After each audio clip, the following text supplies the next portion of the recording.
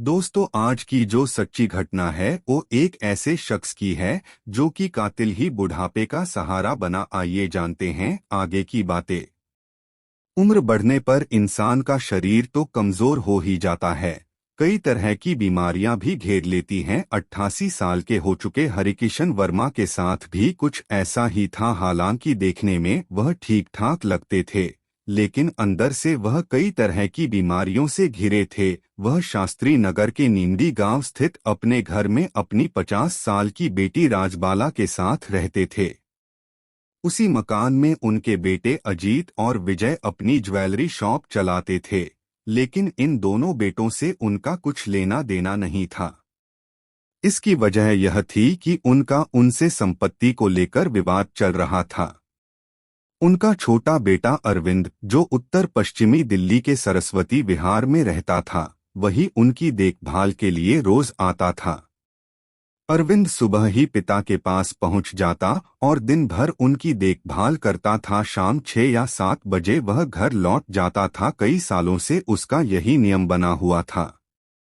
एक दिन अरविंद सुबह करीब 9:30 बजे नीमडी गांव स्थित पिता के घर पहुंचा। वह जब भी आता था, घर का मुख्य दरवाजा अंदर से बंद मिलता था। दरवाजा खटखटाने के बाद बहन राजबाला कुंडी खोलती थी। 28 जनवरी को भी उसने दरवाजा खटखटाया। 5 मिनट तक कुंडी नहीं खुली तो उसने दोबारा दरवाजा खटखटाया। दोबारा भी कुंडी नहीं खुली और न ही अंदर से कोई आवाज आई। तो वह सोचने लगा कि पता नहीं क्या बात है जो अभी तक दरवाजा नहीं खुला।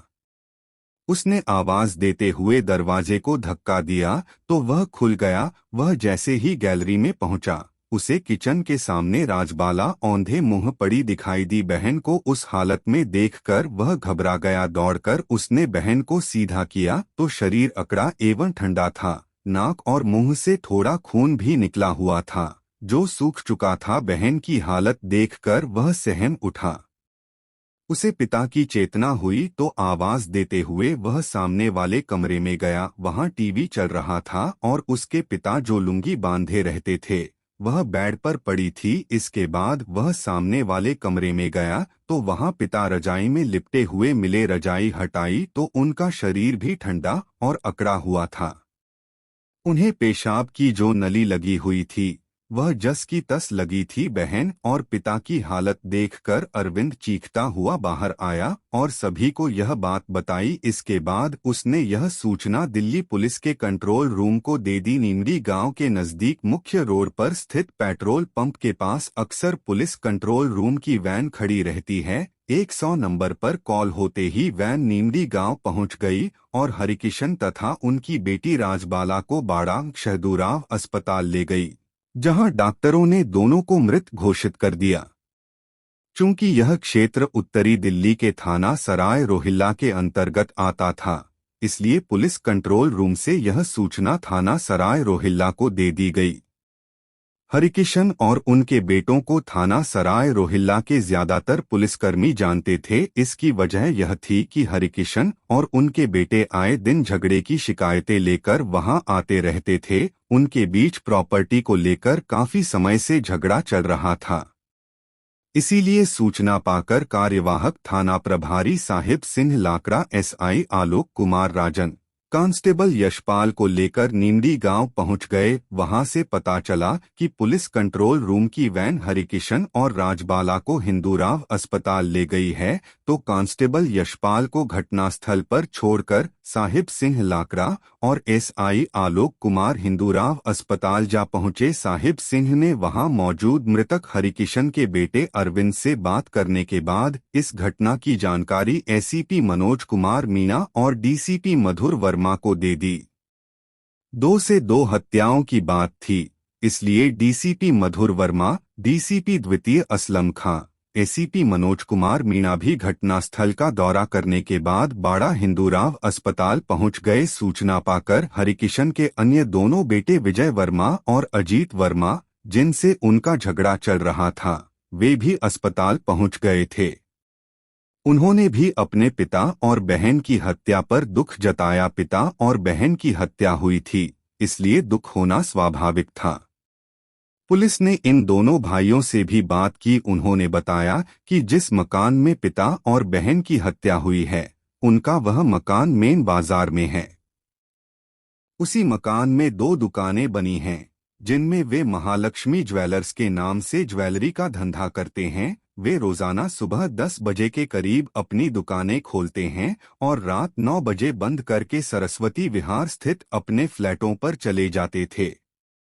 आज जब वे अपनी दुकानों पर आए तो उन्हें पिता और बहन की हत्या की खबर मिली। जब उन्हें पता चला कि दोनों को बाड़ा हिंदूराव अस्पताल ले जाया गया है, तो वे वहां आ गए।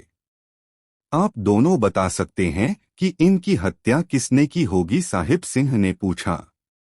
पता नहीं सर, यह किसने किया है इस बारे में हम किसी का नाम भी तो नहीं ले सकते, लेकिन इतना जरूर बता सकते हैं कि कल रात 9 बजे के करीब जब हम दुकान बंद करके अपने घर के लिए निकले थे, तब दोनों ठीक ठाक थे, अजीत वर्मा ने कहा। अजीत और विजय से बात करने के बाद साहिब सिंह घटनास्थल पर आए। घटनास्थल के निरीक्षण में उन्होंने पाया कि घर का सारा सामान अपनी अपनी जगह पर रखा है। इससे साफ था कि ये हत्याएं लूट की वजह से नहीं की गई थीं। उसी मकान के एक हिस्से में विजय और अजीत की ज्वेलरी की दुकानें थीं। हत्यारों को यदि लूटपाट करनी होती तो वे ताला तोड़कर दुकानों का सामान ले जा सकते थे, लेकिन दुकानों के ताले बंद थे। अब सवाल यह था कि ये हत्याएं क्यों और किसने की। थाने पहुंचकर अरविंद ने पुलिस को बताया कि उसके पिता और बहन की हत्या उसके बड़े भाइयों अजीत वर्मा और विजय वर्मा ने उनकी संपत्ति हथियाने के लिए की है। संपत्ति को लेकर बाप बेटों के बीच आए दिन झगड़ा होने की जानकारी पुलिस को थी ही, इसलिए जब अरविंद ने अपने दोनों सगे भाइयों पर हत्या का शक जताया तो पुलिस ने उसकी शिकायत पर अजीत वर्मा और विजय वर्मा के खिलाफ हत्या का मुकदमा दर्ज करके इस बात की जानकारी डीसीपी को दे दी। डीसीपी मधुर वर्मा ने हत्या के इस मामले को सुलझाने के लिए एसीपी मनोज कुमार मीणा के नेतृत्व में एक पुलिस टीम की, जिसमें इंस्पेक्टर साहिब सिंह लाकड़ा, एसआई आलोक कुमार राजन, राजीव कुमार, कांस्टेबल यशपाल, ताराचंद को शामिल किया गया। जिन दोनों भाइयों के खिलाफ मुकदमा दर्ज था, वे बाड़ांग शहदूराव अस्पताल में थे। पुलिस टीम अजीत वर्मा और विजय वर्मा को वहां से थाने ले आई। थाने में पूछताछ में दोनों भाइयों ने कहा कि प्रॉपर्टी को लेकर पिता से उनका विवाद जरूर चल रहा था, लेकिन हत्या करने जैसी बात वे सोच भी नहीं सकते। अपने समय पर वे दुकानें बंद करके स्कूटी से सरस्वती विहार चले गए थे। उनका कहना था कि उनके छोटे भाई अरविंद को पिताजी बहुत ज्यादा चाहते थे, क्योंकि घर में वह सबसे छोटा था। ज्यादा लाड़ प्यार की वजह से वह बिगड़ गया था, कोई काम धंधा भी नहीं करता था। कहीं ऐसा तो नहीं कि पैसे की जरूरत पड़ने पर उसने पिताजी से पैसे मांगे हों और पिताजी ने मना कर दिया हो तो उसी ने गुस्से में उन्हें मार दिया हो। राजबाला ने उसे देख लिया हो तो उसने उसकी भी हत्या कर दी हो। अजीत वर्मा और विजय वर्मा ने पुलिस को जो बताया था वह सच भी हो सकता था, इसलिए सच्चाई जानने के लिए पुलिस ने अरविंद वर्मा को भी थाने बुला लिया। पड़ोसियों और दुकानदारों को जब पता चला कि जिन लोगों की हत्या हुई है पुलिस उन्हीं के घर वालों को संदिग्ध मानकर पूछताछ कर रही है, तो उन्हें यह बात बुरी लगी। दुकानें बंद करके सभी इकट्ठा हुए और कहने लगे कि पुलिस इस मामले को गंभीरता से न लेकर घर वालों को ही परेशान कर रही है। इस बात से नाराज होकर सभी पुलिस के खिलाफ नारेबाजी करने लगे।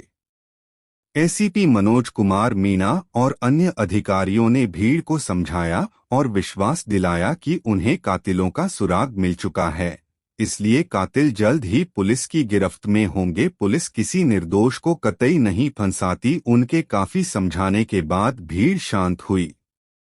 पुलिस पर मामले के खुलासे का दबाव बढ़ता जा रहा था। अरविंद और उसके दोनों भाई पुलिस की गिरफ्त में थे। पुलिस दोनों उनसे अपने तरीके से पूछताछ कर रही थी। पुलिस ने पड़ोसियों से पूछताछ करके यह जानने की कोशिश की कि हरिकिशन और उनकी बेटी राजबाला की किसी से कोई दुश्मनी तो नहीं थी। इस पूछताछ में एक बात यह सामने आई कि हरिकिशन अकड़ वाले जिद्दी स्वभाव के आदमी थे। अगर कोई आदमी उनके घर के आगे गाड़ी खड़ी कर देता था तो वह उससे लड़ने को तैयार हो जाते थे, लेकिन ये झगड़े ऐसे नहीं थे जिससे कोई उनकी हत्या कर देता।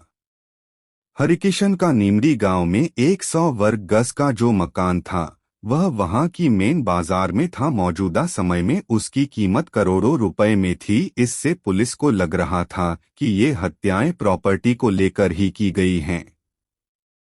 तीनों भाई खुद को बेकसूर बता रहे थे। एसआई आलोक कुमार राजन जिस समय साहिब सिंह के सामने तीनों भाइयों से पूछताछ कर रहे थे, उसी समय इंद्रलोक चौकी के प्रभारी राजीव कुमार सीसीटीवी कैमरे की एक फुटेज लेकर आ गए। वह फुटेज हरिकिशन के मकान के सामने स्थित एक ज्वेलर्स की दुकान के सामने लगे सीसीटीवी कैमरे की थी।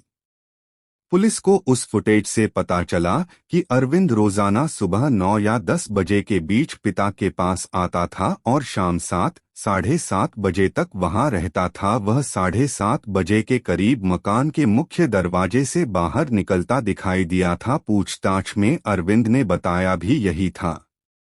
उसी फुटेज में 8:30 बजे के करीब एक युवक हरिकिशन के मकान के मुख्य दरवाजे से तेजी से निकलता दिखाई दिया। एचडी क्वालिटी के सीसीटीवी कैमरे की फुटेज में वह युवक साफ तौर पर घबराया हुआ दिख रहा था। उसके निकलने के कुछ देर बाद दो लोग तेजी से उसी दरवाजे से निकले। वे दोनों हेलमेट लगाए हुए थे।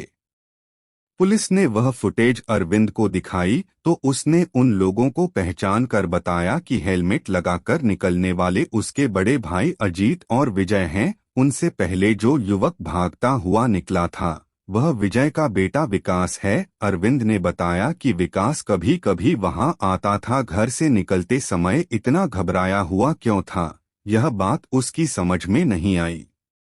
उस दिन अजीत और विजय घर के अंदर से हेलमेट लगाकर निकले थे, जबकि इसके पहले वे अपना हेलमेट हाथ में लेकर निकलते थे और स्कूटी पर बैठने के बाद हेलमेट लगाते थे। पुलिस ने वह फुटेज अजीत और विजय को दिखाई तो उन्होंने यह तो माना कि हेलमेट लगाए हुए वही घर से निकले थे, लेकिन उस दिन वे घर के अंदर से हेलमेट लगाकर क्यों निकले, इस बात का वे कोई उचित जवाब नहीं दे सके। पूछताछ के लिए पुलिस विजय के बेटे विकास को थाने ले आई। विकास को अलग ले जाकर जब उससे इस दोहरे हत्याकांड के बारे में सख्ती से पूछताछ की गई तो उसने सारी सच्चाई पुलिस को बात दी। उसने बताया कि उसी ने अपने पिता और चाचा के साथ मिलकर दादा और बुआ की हत्या की थी। बेटों द्वारा बाप और बहन के कत्ल की बात सुनकर पुलिस हैरान रह गई, क्योंकि एक बाप ने जिस तरह जी जान लगाकर अपने बेटों की परवरिश की थी, किसी लायक बनाया था, वही बेटे उनकी जान ले लेंगे, ऐसा किसी ने सोचा भी नहीं था। खैर, केस खुल चुका था। अजीत और विजय जो अब तक पिता और बहन की हत्या पर घड़ियाली आंसू बहा रहे थे और खुद को बेकसूर बता रहे थे, उनकी हकीकत सामने आ चुकी थी। पुलिस ने उन दोनों के सामने विकास से पूछताछ की। उसने उनके सामने भी हत्या का खुलासा कर दिया। अब विजय और अजीत कैसे हत्या से मना कर सकते थे, लिहाजा उन्होंने भी स्वीकार कर लिया कि इस डबल मर्डर ही अंजाम दिया था। उन्होंने बताया कि पिता और बहन ने उनके सामने ऐसे हालात खड़े कर दिए थे कि उनकी हत्या करने के अलावा उनके पास कोई दूसरा उपाय नहीं था। विकास, विजय और अजीत से पूछताछ के बाद हरिकिशन और उनकी बेटी राजबाला की हत्या की जो कहानी सामने आई वह इस प्रकार थी। हरिकिशन वर्मा मूल रूप से हरियाणा के जिला झज्जर के रहने वाले थे। सन 1950 के आसपास नौकरी की तलाश में वह दिल्ली आए तो सन 1953 में दिल्ली के एक सरकारी प्राइमरी स्कूल में उनकी नौकरी लग गई। इसके बाद वह अपनी पत्नी लक्ष्मी देवी को भी दिल्ली ले आए। हरिकिशन की ड्यूटी गुलाबी बाग के स्कूल में थी। इसलिए उन्होंने वहीं नीमड़ी गांव में किराए का कमरा ले लिया। हंसी खुशी के साथ उनका समय बीत रहा था। वह एक एक कर 4 बेटों आजाद, अजीत, विजय, अरविंद और 4 बेटियों सावित्री, सरला, राजबाला और चंद्रकला के पिता बने। हरिकिशन के पिता हरलाल गांव में रहते थे। वह हरिकिशन के लिए अनाज वगैरह भेजते रहते थे। घर से सहयोग मिलने की वजह से हरिकिशन को किसी तरह की कोई परेशानी नहीं होती थी। उसी दौरान उनके पिता ने नीमड़ी गांव में उनके लिए 100 वर्ग गज का एक प्लॉट खरीद दिया था। वह प्लॉट गांव की मुख्य सड़क के किनारे था। हरिकिशन उसी प्लॉट में घर बनवाकर रहने लगे। उन्होंने अपने सभी बच्चों को पढ़ाया लिखाया। बच्चे जैसे जैसे जवान होते गए, वह उनकी शादियां करते गए। बड़े बेटे आजाद की युवावस्था में ही मौत हो गई थी। उसके बाद उनके 3 बेटे रह गए थे। हरिकिशन ने उत्तर पश्चिमी दिल्ली के सरस्वती विहार में एक 3 मंजिला मकान बनाकर एक एक फ्लोर अपने तीनों बेटों को रहने के लिए दे दिया था, जिसमें वे अपने अपने परिवारों के साथ रहते थे। उनका नीमड़ी गांव में जो मकान था, उसमें अजीत और विजय ने अलग अलग 2 दुकानें बना ली थीं, जिनमें वे सोने चांदी की ज्वेलरी का धंधा करते थे। हर माँ बाप के लिए उस समय एक बड़ी समस्या खड़ी हो जाती है जब उनकी बेटी शादीशुदा होने के बावजूद अपने मायके में आकर रहने लगती है। राजबाला की यही समस्या थी, जिसकी वजह से हरिकिशन काफी परेशान रहते थे। हरिकिशन सन 1988 में नौकरी से रिटायर हो चुके थे।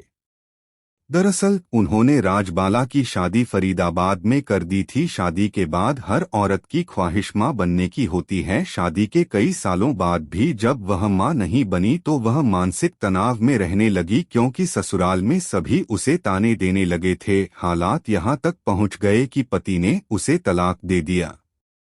तलाक के बाद राजबाला पिता के पास आ गई। जवान बेटी किस तरह अपनी जिंदगी काटेगी, इस बात की इंक्षचता हरिकिशन और उनकी पत्नी लक्ष्मी देवी को परेशान करती थी। दोनों एक बार बेटी का घर फिर से बसाने की कोशिश की और दिल्ली में ही एक आदमी से उसकी शादी कर दी। बेटी का घर फिर से बस गया तो वे निश्चिंत हो गए। सभी बच्चे अपनी अपनी घर गृहस्थी में खुश थे, इसलिए उन्हें किसी भी तरह की कोई चिंता नहीं थी। लेकिन उनकी यह निश्चिंतता ज्यादा दिनों तक कायम नहीं रह सकी। बेटी राजबाला की उन्होंने जो दूसरी शादी की थी, उससे भी उसकी जिंदगी में खुशहाली नहीं आ सकी। वजह वही रही कि यहाँ भी राजबाला की कोख सूनी रही। वह मां नहीं बनी तो उसकी गृहस्थी में फिर से जहर घुलना शुरू हो गया। ससुराल के और लोगों की बात तो दूर, पति भी बात बात पर ताने देने लगा। रोज रोज की बेइज्जती से राजबाला ऊब गई तो एक दिन ससुराल से मायके आ गई। यह सन 2003 की बात है। इसके बाद वह न ससुराल गई और न ही उसका पति उसे बुलाने आया। राजबाला ने इसे नीति का खेल मानते हुए हालातों से समझौता कर लिया और पिता के साथ ही रहने लगी। लक्ष्मी देवी राजबाला की बहुत चिंता करती थीं। इसी चिंता की वजह से वह बीमार रहने लगीं और एक दिन चल बसी। हरिकिशन वर्मा ने तीनों बेटों को सरस्वती विहार में एक एक फ्लैट दे रखा था। उन्हें अब बेटी राजबाला की चिंता थी। उनके न रहने पर बेटे राजबाला की देखभाल करेंगे या नहीं, इस बात पर उन्हें संशय था। इसलिए वह नीमड़ी गांव वाला मकान राजबाला को देना चाहते थे, जिससे भविष्य में उसे किसी का मोहताज न रहना पड़े। नीमड़ी वाले मकान में 2 दुकानों और उनके पीछे वाले 2 कमरों पर विजय और अजीत का कब्जा था। मकान मुख्य बाजार में था, इससे काफी महंगा था। अजीत और विजय को जब पता चला कि उसके पिता यह मकान राजबाला के नाम करना चाहते हैं, तो उन्होंने पिता से इस बात का विरोध किया। हरिकिशन जिद्दी स्वभाव के थे ही उन्होंने साफ कह दिया कि यह मकान उनका है, इसलिए वह इसे किसे देते हैं, यह उनकी मर्जी। पिता के इस 2 टूक जवाब से दोनों भाइयों को लगा कि अगर उन्होंने मकान दूसरे के नाम कर दिया तो उनके हाथ से दुकानें निकल जाएंगी, तब वे सड़क पर आ जाएंगे। उन्होंने पिता की बात का जमकर विरोध किया और यहाँ तक कह दिया कि वे किसी भी हालत में यह घर किसी दूसरे के नाम नहीं करने देंगे। इसी बात को लेकर बाप बेटों के बीच आए दिन झगड़ा होने लगा। इस झगड़े से परिवार दो हिस्सों में बंट गया। एक तरफ अजीत और विजय थे तो दूसरी तरफ हरिकिशन, उनकी बेटी राजबाला और बेटा अरविंद।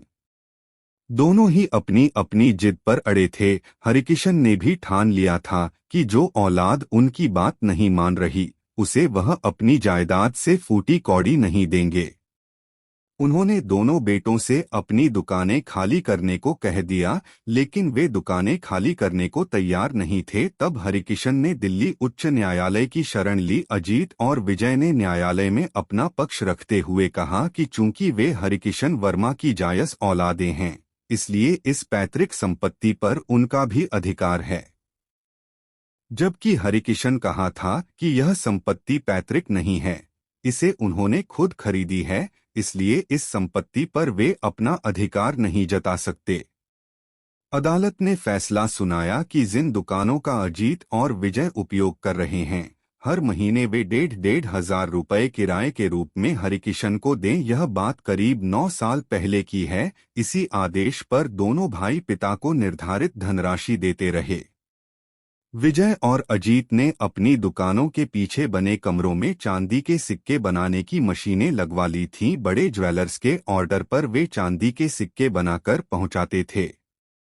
इससे उनकी आमदनी बढ़ गई थी। राजबाला और हरिकिशन दुकानों को खाली कराने के उपाय खोजते रहते थे, इसलिए दोनों भाई दुकानों के शटर में ताले हमेशा अंदर से लगाते थे। अंदर से ताले लगाकर वे पीछे की गैलरी से होते हुए घर के मुख्य दरवाजे से निकलते थे। उसी समय राजबाला या हरिकिशन उनसे किसी न किसी बात पर झगड़ा कर बैठते थे, जिसकी शिकायत पुलिस कंट्रोल रूम के 100 नंबर पर होती थी। तब पुलिस मौके पर पहुंचकर दोनों पक्षों को समझा बुझाकर शांत कराती थी। जैसे जैसे हरिकिशन की उम्र बढ़ती जा रही थी और वह बीमार भी रहने लगे थे, इसलिए उनका छोटा बेटा अरविंद उनकी देखभाल के लिए रोज सुबह उनके पास आ जाता था। दिन भर उनके पास रहता और शाम को सरस्वती विहार स्थित अपने घर चला जाता था। उसका रोज का यही क्रम था।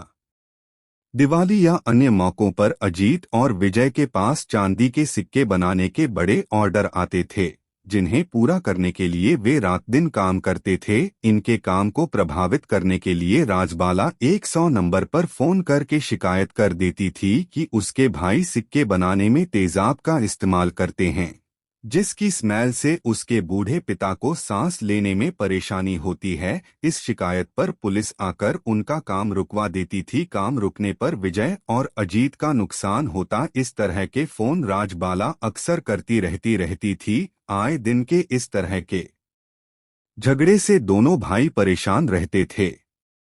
एक दिन विजय के हाथ पिता के इसी मकान की एक पर्ची हाथ लग गई। वह पर्ची गांव वजीरपुर के प्रधान द्वारा लिखी गई थी। पहले जब लोग कोई प्लॉट या मकान खरीदते थे, गांव में इसी तरह की पर्चियों पर लिखाप भी हो जाती थी।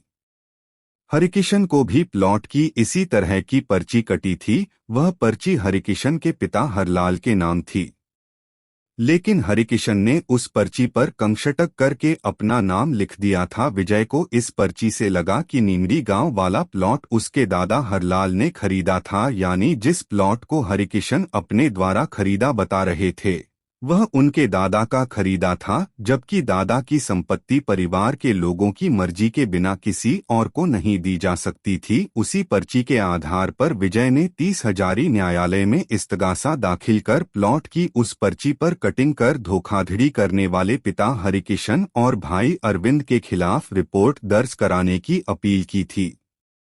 तब तत्कालीन महानगर दंडाधिकारी ज्योति कलेर के आदेश पर उस पर्ची की फोरेंसिक जांच हुई तो यह बात सिद्ध हो गई कि पर्ची पर कटिंग करके हरिकिशन का नाम बाद में लिखा गया था।